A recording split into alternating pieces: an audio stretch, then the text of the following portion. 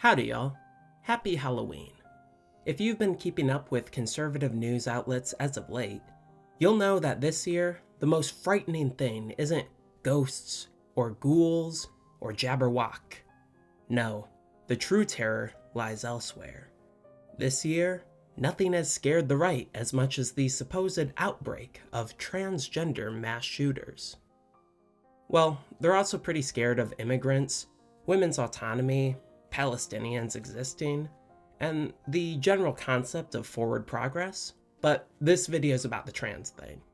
To hear the right tell it, trans people, the transgender movement, and/or transgender ideology represent a disproportionate, even leading cause of mass shootings in the US, a claim they are invoking in proposed restrictions placed on trans people as a whole.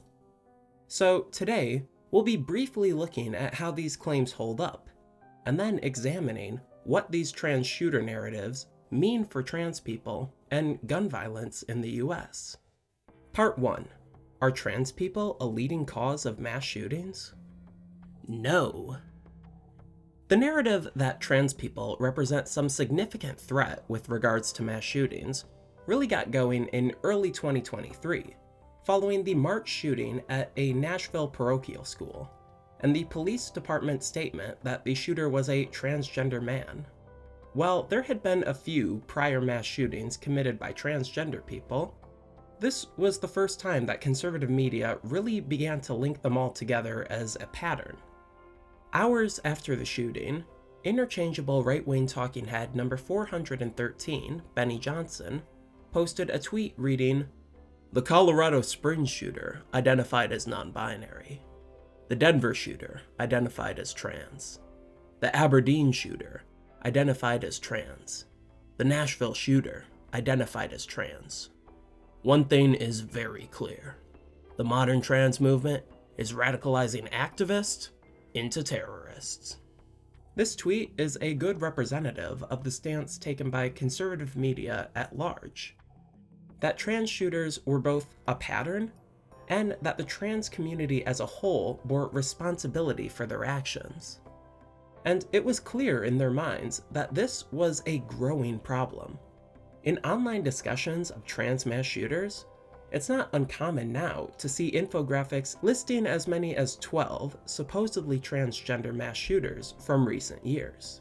Going from 4 to 12 in only 2 years does imply a potential pattern, and would be a cause for concern if these claims were at all accurate.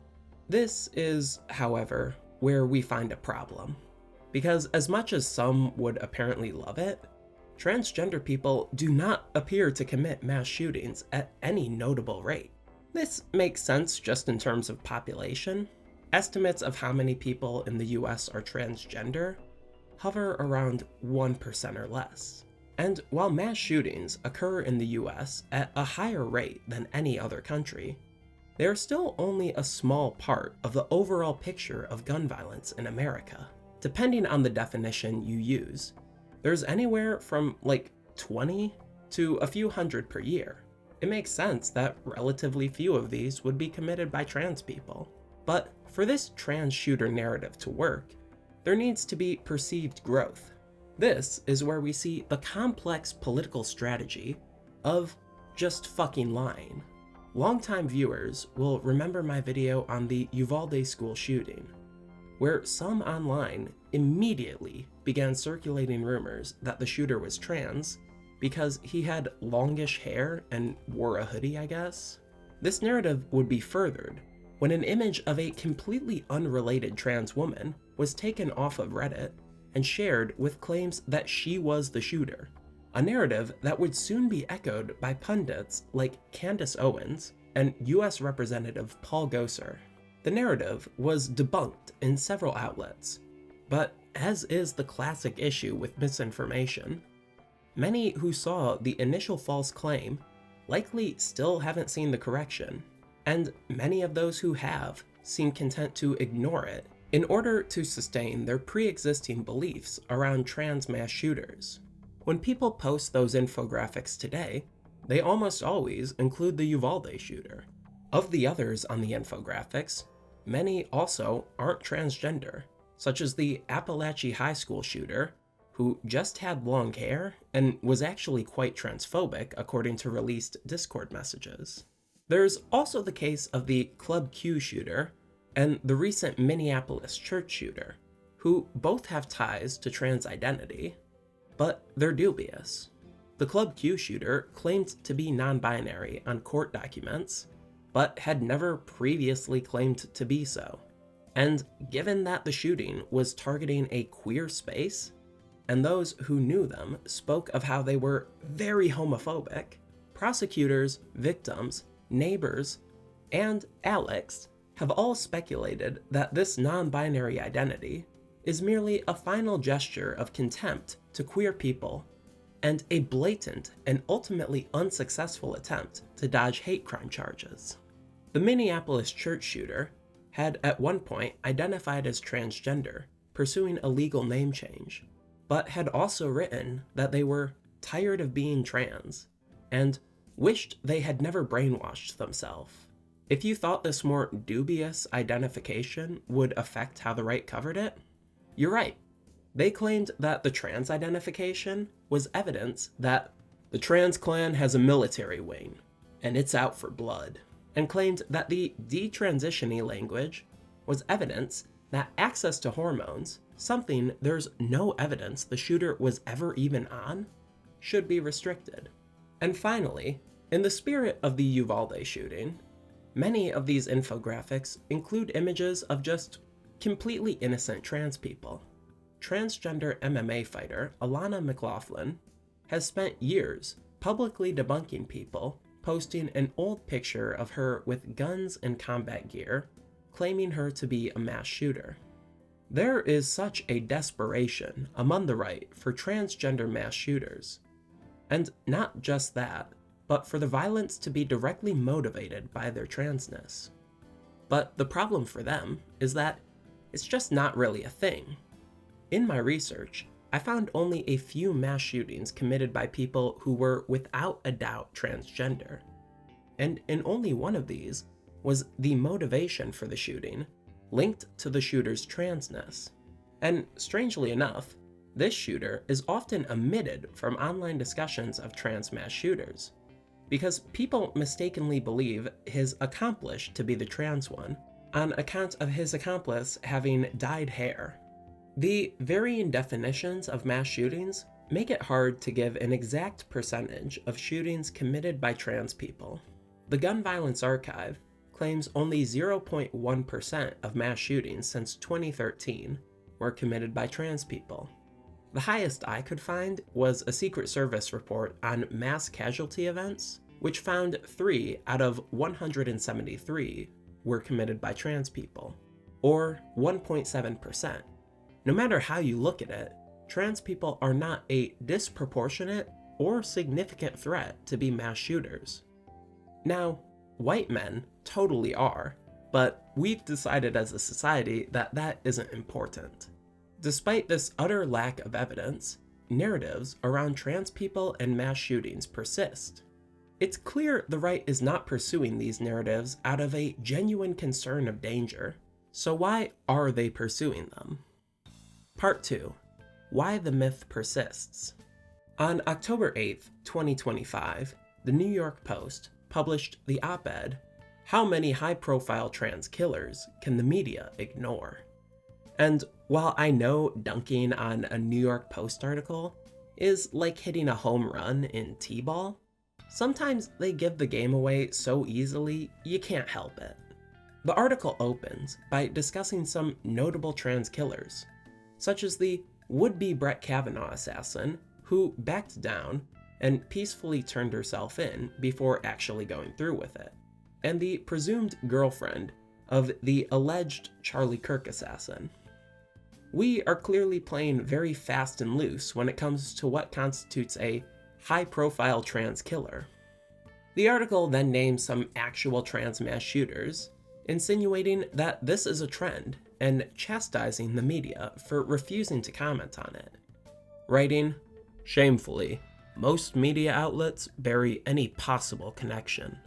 Often, even leaving the trans angle out entirely in stories on these killings. Some deny it outright. No, there is not an epidemic of shootings by trans people, stressed a USA Today headline in August. Yet, the rash of trans killers should at least raise the question of whether there's a connection between their sexual identification and violence. Trans people are, in fact, a tiny percentage of the population. Are they behind a disproportionate share of assassinations or mass shootings? Now, let's get the obvious out of the way. In every instance where a shooter has been transgender or trans-adjacent, it has been widely reported. Of course, not every article on a shooting will mention the shooter's transness. Even the Post only mentions transness in half of their articles on the Minneapolis church shooting. This is because, most of the time, the shooter's trans status is irrelevant to the actual shooting. After establishing it, there's little reason to cover it in further articles. This goes for all shooters. If a shooter's motivation isn't related to white supremacy, coverage is less likely to focus on their whiteness.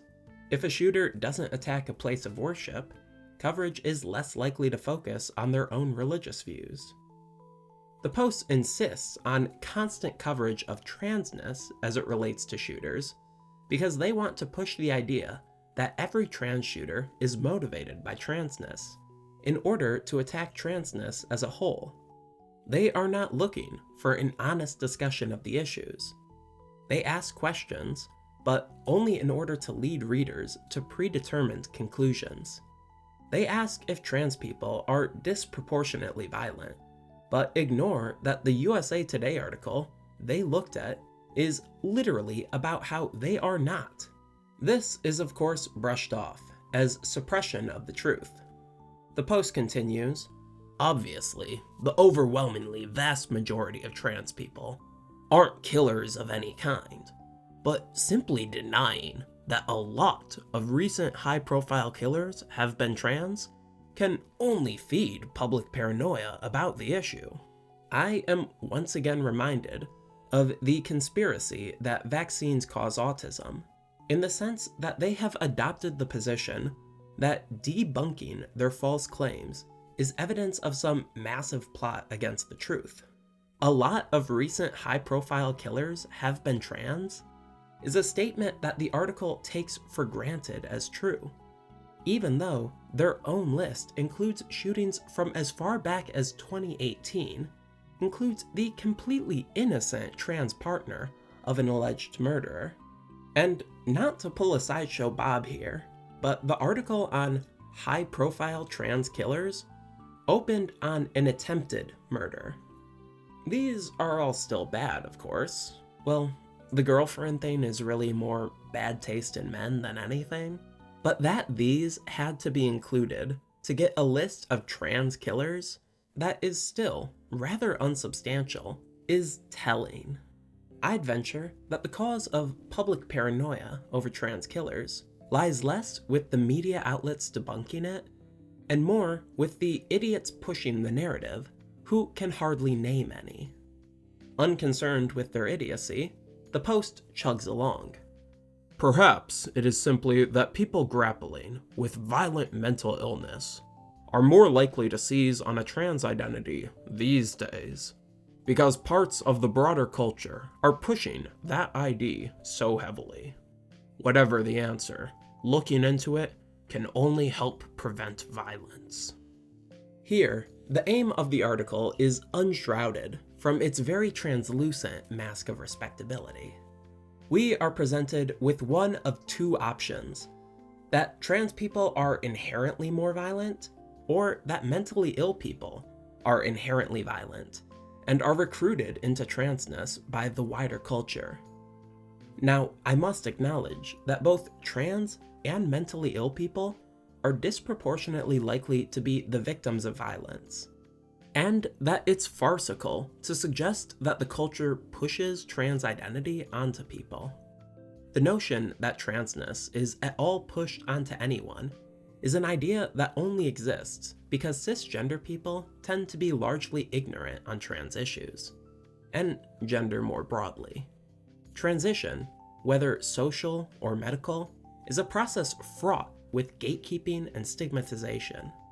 What sissies see as pushing of trans identification is really just the statement of fact that trans people exist. Comparatively, there is a massive pushing of cisgender identity and gender roles onto people from even before birth. The goal of this article was never an honest examination of the relation between trans identity and mass shootings. If it was, it would have to grapple with the fact that there really isn't one. No, the point of this article, and the conservative movement as a whole, is to cement trans identity as inseparable from violence, in order to justify further attacks on trans people. This can be seen in a document published by the Heritage Foundation, a conservative think tank most recently notable for being the minds behind Project 2025. They have long been a major force in influencing Republican policy, and as such, anything they publish can often be indicative of the future of the party. In this guide to Transgender Ideology-Inspired Violent Extremism, or TIVE, they push for the FBI to create a new domestic terrorism threat category, which would focus on acts committed in the name of transgender ideology, which, as they define it, boils down to the belief that trans people exist and the rejection of their particular fundamentalist, read stupid, dumb, and wrong, view of biology that says otherwise. Now, if you're worried that such a definition would be so limiting as to not really necessitate a specific designation, since, as we've already discussed, of the few mass shootings committed by trans people, only one of those was at all motivated by their transness, don't be. Their list of recent acts of TIVE domestic terrorism makes it clear that really anything goes. We have just any mass shooting committed by a trans person, a couple planned attacks, a mass stabber, and a woman who killed her parents. This entry includes the note that she showed no remorse, which isn't particularly relevant if you're just listing out the cases, but is relevant if your aim is to portray trans people as uniquely ruthless and prone to violence. We've also got the alleged Charlie Kirk assassin, who's not transgender, an arson of a Tesla dealership, and a firebombing of a GOP office by a suspect who was not trans, but was a guy wearing lipstick. I do think it's interesting how, generally, transphobes will insist that not lining up with gender roles doesn't inherently make someone trans. Think of all the trans men who get told, "Well, I was a tomboy once too. You'll grow out of it." But the second someone does something bad, it's practically mandatory that if they are anything less than a stock photo of cis-normative gender stereotypes, they be labeled trans. Now, there's not really much of a consensus definition for domestic terrorism, but I suspect you'll agree that this lineup is playing pretty fast and loose with what qualifies as domestic terrorism, and very fast and loose with what qualifies as transgender ideology motivated. This is intentional. It is imperative that the definition be vague, that it include pretty much any crime committed by a trans person, person perceived to be trans, or person perceived to be supportive of trans people. Because a vague definition allows for a massive scope of attack. In the petition included with this guide, they say that a TIVE domestic terrorism designation would allow our government to detect, disrupt, and dismantle TIVE cells in the United States. Considering TIVE is something they made up 20 minutes ago, it's hard to imagine there's some abundance of terror cells for the FBI to crack down on. If this designation were established, what we would see is just further policing of trans people and communities. But as journalist Melissa Gira Grant observes, this push does not need to be successful to have significant impact, writing, "They may fail at reshaping FBI policy, but they will likely succeed at reinforcing existing beliefs that by virtue of being engaged in political work, trans people are potential perpetrators of violence." Grant goes on to observe how many of the examples of TIVE terminology they provide in the guide are just fairly common talking points in any trans political discussion, such as the assertion that trans people have a right to exist, and that attacks on trans people represent attempts at erasure or transgenocide. Grant notes how these talking points are so basic and unexceptional in trans rights discourse that to use them as some kind of violent extremism indicator is to cast suspicion on almost any trans person. And just as transgender people are cast as uniquely violent, violence is cast as uniquely transgender, with the Heritage Project Guide claiming that experts estimate that 50% of all major, non-gang related school shootings since 2015 have involved or likely involved transgender ideology. This claim, posted without any citation, is ludicrous. I was able to track down their supposed expert estimate, which is a tweet from Heritage Foundation Vice President Roger Severino, in which he claims that of the 8 shootings that meet his definition of a major shooting, 4 of them were committed by or ideologically linked to trans people. Now, you may be wondering, what constitutes a major shooting? Because several of the more widely covered school shootings of the decade, such as those at Oxford, Michigan State, and UNLV, aren't considered here. Fortunately, Severino offers his definition, saying that a major school shooting is one that is motivated by ideology or nihilism, and intended to send a public message. I reject this definition personally, as I feel the term major is not appropriate for establishing an ideological distinction of shootings. But it must also be noted that Severino seems very wishy-washy about how to apply this definition. Every shooting that can be tied at all to transness is included, of course, because transness is an automatic ideological motivation in their eyes. But several other shootings which could realistically be counted under this definition are left out. The Abundant Life Christian School shooter appears to have been motivated in part by her idolization of the Columbine shooters. But the Perry High School shooter, who also idolized the Columbine shooters, is left out. The Oxford and MSU shootings also are both omitted for seemingly no reason. It appears completely arbitrary what shootings make this list. I have a bit of a pet theory on how this list was constructed, actually. You see, besides Parkland, all the shootings committed by cis people, Uvalde, Appalachia, and Abundant Life Christian School, had significant early speculation that the shooter was transgender. Severino may well only notice school shootings when he thinks a trans person might have done them. All this constant pushing of the idea that trans people are a disproportionate number of mass shooters leads to the dumbest people in the country actually believing it. 7 of the last X amount of 7 in a row have been trans, except 1 was non-binary, which is just diet trans. Thank you, Joe Rogan, for being the dumbest person in the country. And while admittedly in a vacuum, Rogan caveman stumbling his way into the conclusion that all shooters are trans is almost too ignorant to take seriously, these false beliefs are then realized in actual political will to harm trans people. Doesn't mean all trans people are bad, but these mass shooters, we got to figure it out. Can't keep going down this road. I'm getting in touch with my feminists. I say we just keep going down this road.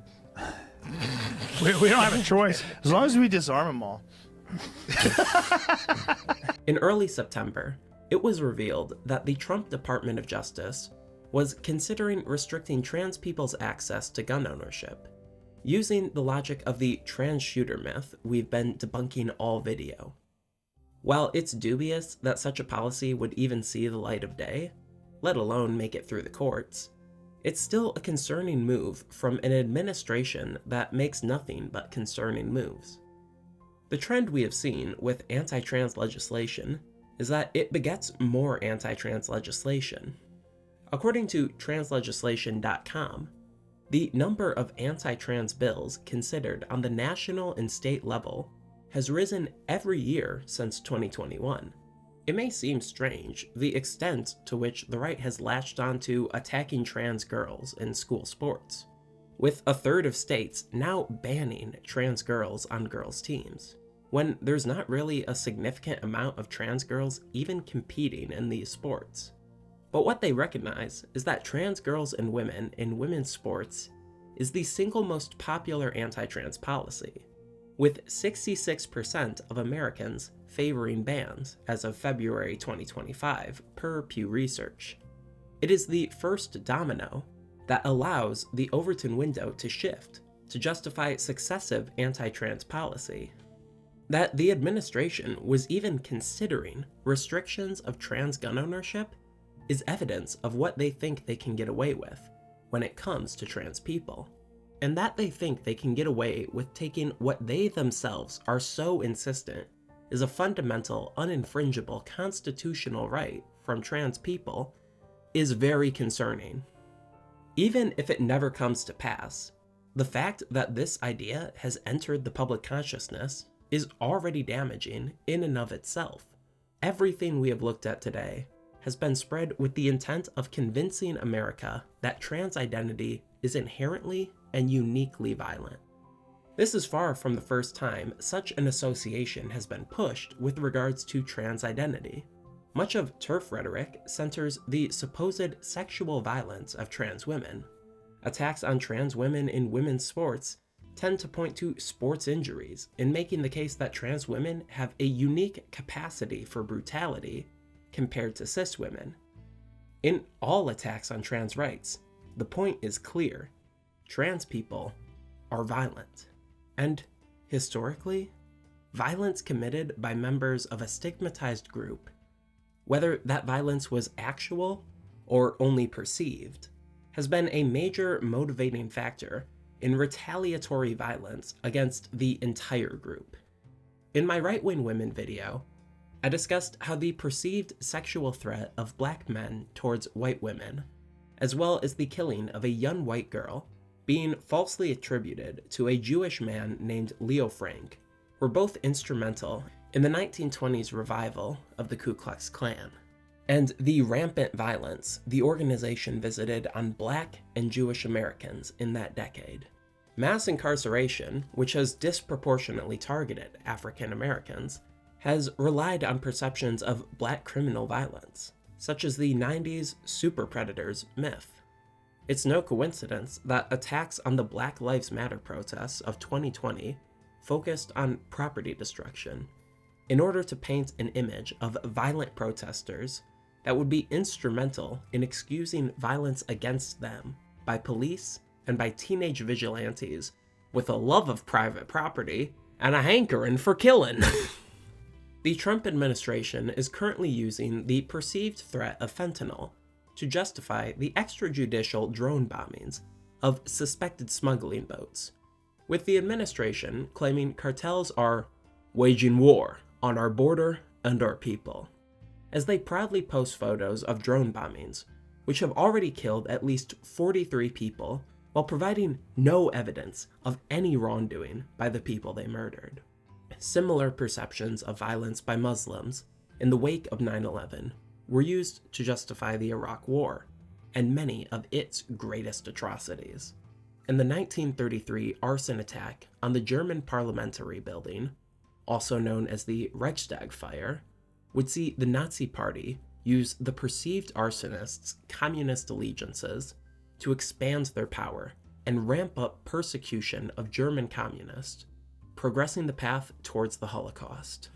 In propagating the myth that trans people are committing a disproportionate amount of mass shootings, that the media is engaging in a cover-up of just how much violence trans people truly enact, that transgender ideology-inspired violent extremism is a real thing driving people to mass violence, transphobes have one goal, and it's not particularly subtle. There's a reason that transgenocide was one of the terms the Heritage Project wants the FBI cracking down on. And for as awesome and cool as attacking trans people is, there is one further benefit of this line of attack for the right. In all this discussion of trans people as they relate to mass shootings, what have we not been discussing? Part 3.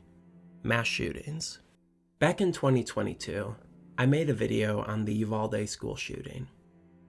One of the main focuses of that video was all the stuff we do instead of gun control to try to prevent or just limit the damage of school shootings.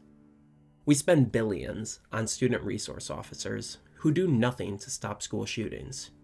But don't worry, at least they assault students. We enforce see-through backpack policies, metal detectors at the doors. None of these have amounted to much more than making everyday life at these schools worse. When I made that Uvalde video, I was pessimistic about the possibility of substantial gun reform in the US. We had gone through this cycle dozens of times before, with more deaths before, with students just as young before. Why would anything be different this time? And it wasn't.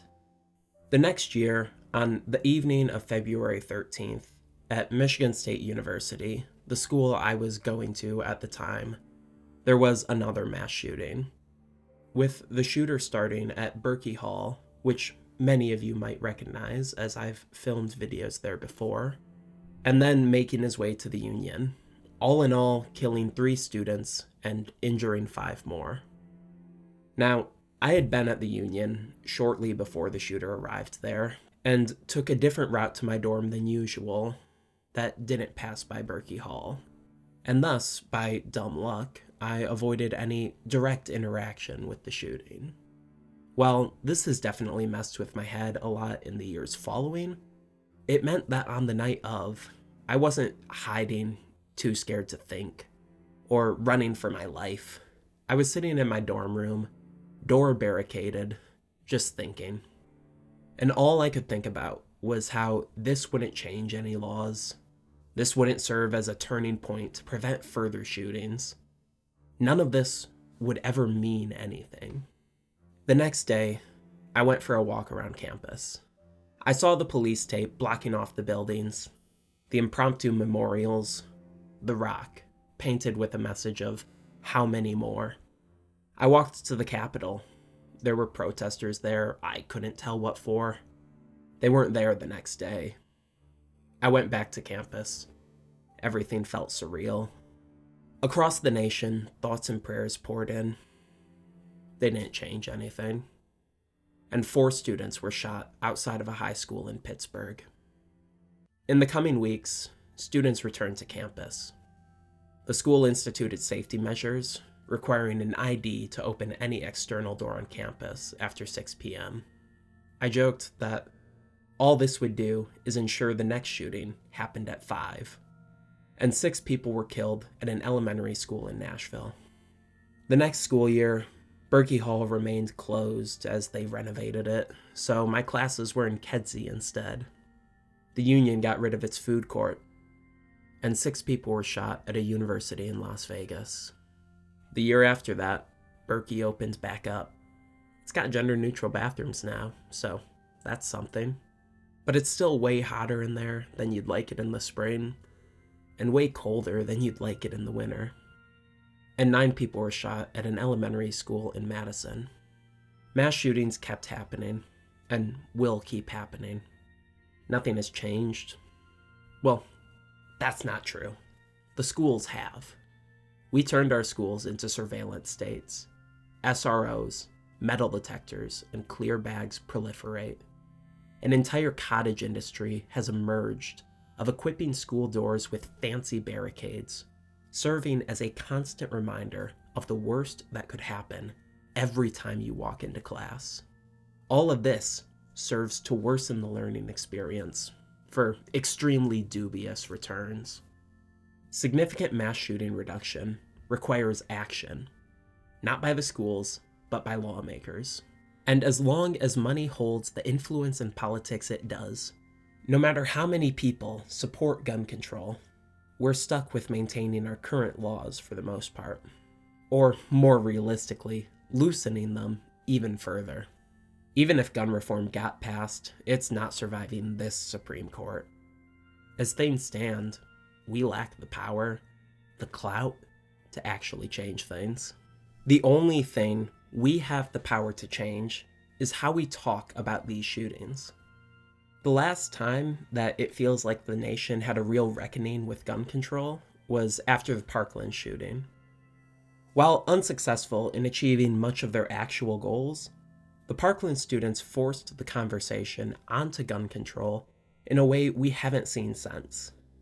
If we hope to achieve any progress in combating mass shootings, we cannot afford to let the conversation start and end with trans people. Not only because it doesn't address the actual issue, not only because it harms millions of unrelated, completely innocent trans people, but because there's reason to believe it could even worsen the problem of mass shootings. In researching mass shootings, one thing you quickly learn is how many of these shooters were inspired by past shooters. Of those I mentioned in this video, the Appalachia, Nashville, Minneapolis, Madison, and Perry shooters all made explicit references to, even idolized, past school shooters. There's a whole culture with many of these shootings that aims for getting a high score or particular notoriety. Even the shooting most cited by other shootings as a source of inspiration, Columbine, was itself a failed attempt to outdo the Oklahoma City bombing. That so many of these shootings are driven by a desire for recognition and infamy has led many to change how they report on mass shootings, emphasizing a victim-focused perspective that doesn't place undue attention on these killers. You've likely noticed that I have not named a single one of these shooters, nor shown their photographs. In absence of gun control reform, it feels like the most one can do as an individual to ensure these shooters are not remembered, which is what makes it so upsetting when, in the wake of a mass shooting, the conversation turns to their gender identity. Nothing focuses the conversation more on the shooter as an individual. The right has always recognized the importance of controlling the conversation on mass shootings. That's why, days after the Columbine shooting, the NRA was at their conference in Denver, defiantly fighting gun control and setting their organization towards an even more extremist future. That's why today, the mass shooting problem is turned into a problem of illegal immigrants, or gang violence, or transgender people. Mass shootings are not an unsolvable problem, just a mere fact of life. We are the only country that has them to this degree. We can change that. It's just a matter of will, and overcoming the massive lobbying influence in the US. But none of this will happen until we stop treating trans people like they're the problem. Thanks for watching. Like, comment, and subscribe. Send this video to everyone you've ever met. I also have a Patreon you can donate to if you'd like to help me work more on videos and save for school.